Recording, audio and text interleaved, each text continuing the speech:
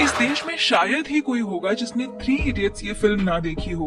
आज हम इसी ऑल टाइम ब्लॉकबस्टर मूवी के बिहाइंड द सीन्स और शूटिंग लोकेशंस के बारे में जानने वाले हैं। साथ ही हम डिस्कस करेंगे ऐसे फैक्ट्स जो आपने पहले कभी नहीं सुने होंगे।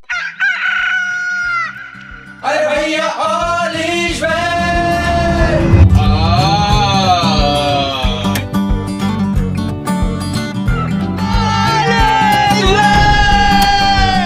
एक टेक ओके मिल जाएगी।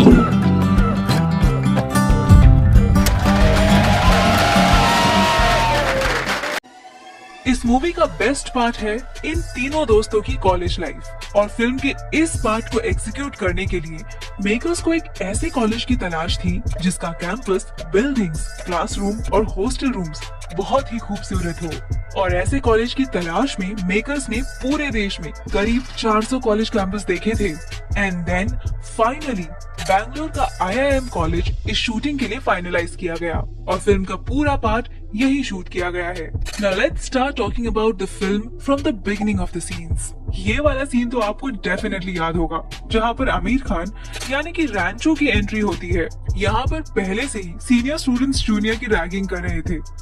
सभी को अपनी पैंट उतार कर कहना था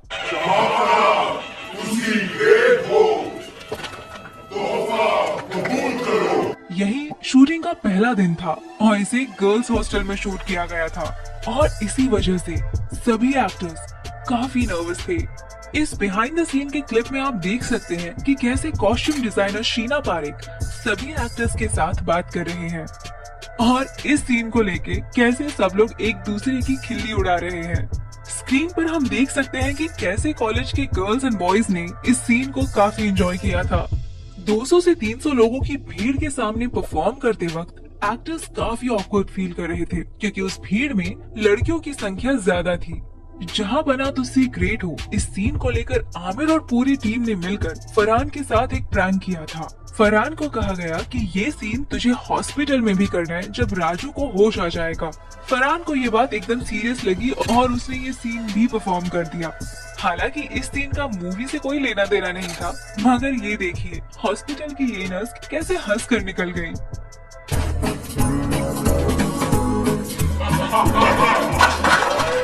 सीन 2।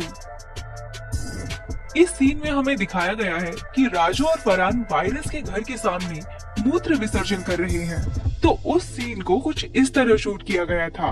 उन दोनों के हाथों में पानी से भरी एक बोतल दी गई थी और उसी की मदद से उन्होंने इस सीन को शूट किया था। इस सीन में चतुर भी बिल्कुल वैसे ही मूत्र विसर्जन कर रहे हैं। Good to see you. Scene 3।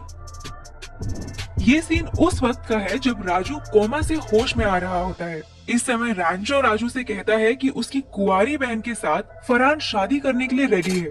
बेचारे फरहान की बलि तो रैंचो चढ़ा देता है पर ये ट्रिक काम कर जाती है। इस बात को सुनकर राजू की हार्ट बीट ECG मशीन पर बढ़ते हुए दिखाई देती है। इस रीडिंग को बढ़ाने के लिए मेकर्स ने क्या किया था ये जानकर आपको भी हंसी आ जाएगी। तो एक नॉर्मल आदमी को ECG मशीन से कनेक्ट किया गया था और फिर पूरी टीम और डायरेक्टर ने उसे तेज दौड़ाने के लिए कहा था। तेज दौड़ने की वजह से हार्ट रेट बढ़ जाता है और यही हार्ट बीट हमें राजू को कोमा से बाहर निकलते वक्त दिखाई गई है। I am surely amazed to see कि ऐसे छोटे छोटे सीन्स को एग्जीक्यूट करने के लिए कितनी क्रिएटिविटी का यूज किया जाता है। बैंगलोर के कॉलेज में शूटिंग के दौरान एक्टर्स के रहने के लिए बैंगलोर के अच्छे से अच्छे होटल्स बुक किए गए थे, मगर आमिर खान ने होटल में रहने से साफ मना कर दिया और वो पूरे दिन उसी कॉलेज के हॉस्टल में रहना पसंद करते थे। शूट खत्म हो जाने के बाद जो टाइम बचता था उसमें आमिर और बाकी एक्टर्स IIM बैंगलोर के कॉलेज स्टूडेंट्स के साथ बास्केटबॉल, वॉलीबॉल, चेस, बैडमिंटन और टेबल टेनिस जैसे गेम्स खेला करते थे। ये है वहाँ की कुछ क्लिप्स। तो क्योंकि ये मूवी राजू ईरानी सर ने डायरेक्ट की है तो हम इस बात का अंदाजा लगा सकते हैं कि इस मूवी के हर कैरेक्टर को डेवलप करने में कितनी मेहनत की गई होगी और इसका रिजल्ट हम मूवी के सभी कैरेक्टर्स में देख ही सकते हैं। मगर ये 3 कैरेक्टर्स ऐसे हैं जिन्हें काफी क्रिएटिवली डेवलप किया गया है। ऐसा इसलिए क्योंकि ये तीनों कैरेक्टर्स उन एक्टर्स के एक्चुअल स्वभाव से काफी अलग थे।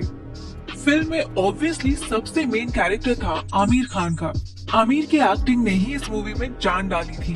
रणछोड़ दास चांचड़ के इस कैरेक्टर को डेवलप करने में आमिर को बहुत पापड़ बेलने पड़े थे। इस मूवी से जस्ट पहले आमिर ने गजनी मूवी को खत्म किया था। उस मूवी में हमें आमिर का एक धांसू एंड मास बॉडी वाला लुक देखने को मिला था।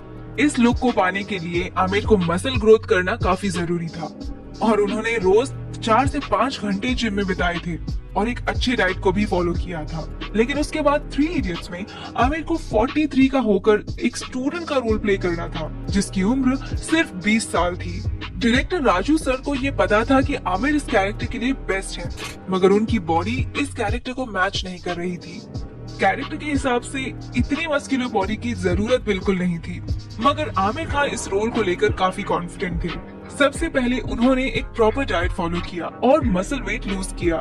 वो फिजिकल वर्कआउट भी किया करते थे और साथ ही साथ बैडमिंटन भी खेला करते थे। रैंचो के कैरेक्टर के लिए आमिर ने लूज टी शर्ट और पैंट ही पहनी थी ताकि वो एक इनोसेंट स्टूडेंट लगे। इस लुक को पाने के लिए उनकी हेयर स्टाइल भी काफी चेंज की गई थी और यंग लड़के की तरह चेहरे पर ग्लो पाने के लिए मेकअप भी किया जाता था। आमिर खान कहते हैं कि इस रोल को प्ले करने के लिए फिजिकल एक्टिविटी करना बहुत ही आसान था, मगर एक बच्चे की तरह सोचना, रिस्पॉन्स करना सबसे चैलेंजिंग काम था। मगर जिस तरह आमिर खान ने रैंचो के कैरेक्टर को प्ले किया, ऐसा बिल्कुल नहीं लगता कि उस वक्त उनकी एज 43 इयर्स थी। Man, that's very impressive. Number 2, Kareena ने इस मूवी में पिया सहस्त्रबुद्धे यानी कि वायरस की बेटी और रैंचो की लव इंटरेस्ट का रोल प्ले किया है। इन शॉर्ट, इन्हें हम मिस इडियट भी कह सकते हैं। इस कैरेक्टर के लिए करीना का एक बहुत ही सिंपल लुक चाहिए था, लेकिन साथ ही उतना ही क्यूट और ग्लैमरस भी। इस लुक के लिए करीना के काफी सारे ड्रेस रिहर्सल्स हुए थे। To achieve the cute look, उन्होंने काफी सारे चश्मे ट्राई किए थे। कैरेक्टर के हिसाब से करीना को एक सिंपल लड़की को पेश करना था, इसलिए पूरे मूवी में उन्होंने बहुत ही कम या ना के बराबर मेकअप किया था। तो कुछ इस तरह बहुत सारे एक्सपेरिमेंट्स और ट्रायल्स के बाद करीना का एक लुक फाइनल किया गया था जो हमें मूवी में देखने को मिलता है, जैसे कि ethnic look, salwar kameez look, looks with skirts etcetera. Number 3, इस मूवी में एक और इम्पोर्टेंट कैरेक्टर था डॉक्टर वीरू सहस्त्रबुद्धे, मतलब वायरस का कैरेक्टर, जो प्ले किया था बोमन ईरानी जी ने। इस कैरेक्टर के बिना 3 इडियट्स मूवी तो अधूरी है। ये अपने आप में एक बहुत ही यूनिक कैरेक्टर था और इसे और स्पेशल बनाता है उनका कॉस्ट्यूम, जिसे स्पेशली डिजाइन किया गया था। आपको तो याद ही होगा कि वक्त बचाने के लिए वायरस बिना बटन और हुक्स वाले शर्ट पहना करता था। बोमन सर को एक ऐसा कैरेक्टर प्ले करना था जिसे लोगों का हंसना बिल्कुल पसंद नहीं और खुद के चेहरे पर काफी सीरियसनेस होती थी, और ऐसे कैरेक्टर को देख के पब्लिक की हंसी छूटनी चाहिए। मैन, दैट वाज टफ, क्योंकि सीरियस कैरेक्टर को प्ले करते हुए उन्हें कॉमेडी भी करनी थी, इसलिए काफी माइन्यूटली उनके बोलने के, चलने के स्टाइल पर ध्यान दिया गया था और फेशियल एक्सप्रेशंस पर भी काम किया गया था। उनकी मूछें और हेयर स्टाइल भी एक स्पेशल तरीके से बनवाई गई थी। इंजीनियरिंग में सिखाई हुई थ्योरी को प्रैक्टिकली रियल लाइफ में कैसे अप्लाई किया जाए, इस पर रैंचो का हमेशा से ही जोर था और इसलिए थ्रू आउट द मूवी वो कुछ न कुछ इनोवेटिव बनाते हुए हमें दिखाया गया है, जैसे कि क्वाडकॉप्टर, स्कूटर मिल और sheep shearer. You will be surprised to know कि ये सभी इनोवेशंस रियल लाइफ से इंस्पायर्ड है और ये सारे इन्वेंशंस हमारे और आपके जैसे ऑर्डिनरी लोगों ने ही बनाए थे। स्क्रीन पर जिन्हें आप देख रहे हैं, ये शेख जहांगीर शेख उस्मान है। एक दिन इनके घर की बिजली चली गई थी, तब उनके दिमाग में आया कि बिना बिजली के आटा कैसे पीसा जाए। तब जाकर उन्होंने एक पुल्ले और बेल्ट के सहारे वो स्कूटर वाली मिल बनाई थी। उसके बाद देखिए कैसे साइकिल के जरिए शीप शेयरर बनाया गया था। एक आम आदमी एकदम सिंपल इंजीनियरिंग टेक्निक का इस्तेमाल करके चेन स्प्रॉकेट से रेजर को चला रहा है। इससे उसका काम भी एकदम आसानी से हो रहा है। ये मशीन भी हमें मूवी के एक लास्ट सीन में देखने को मिलती है। क्वाडकॉप्टर की आइडिया थी राहुल सिंह की। इस क्वाडकॉप्टर को डिजाइन करने के बाद मूवी की टीम राजू सर के साथ ट्रायल लेते हुए स्क्रीन पर दिखाई दे रही है। इस इक्विपमेंट को स्पेशली डिजाइन किया गया था और इस सीन को ऑडियंस की तरफ से भरपूर प्यार मिला था। ये कहना गलत नहीं होगा कि 3 इडियट्स ही एक ऐसी मूवी है जिसके 0 हेटर्स है और हर कोई इसे बार बार देखकर एंजॉय करता है। End of course it is one of those films जिसने करंट एजुकेशन सिस्टम पर डिबेट शुरू कर दिया। इस मूवी ने बच्चों का पैशन फॉलो करना थोड़ा आसान कर दिया, because this movie acted as a reference to the parents to convince them for the passion.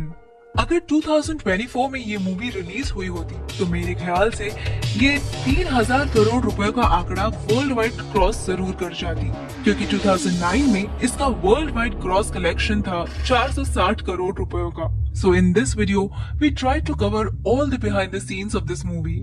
Hope ये आपको पसंद आई होगी। इस वीडियो को आखिर तक देखने के लिए आपका तहे दिल से शुक्रिया।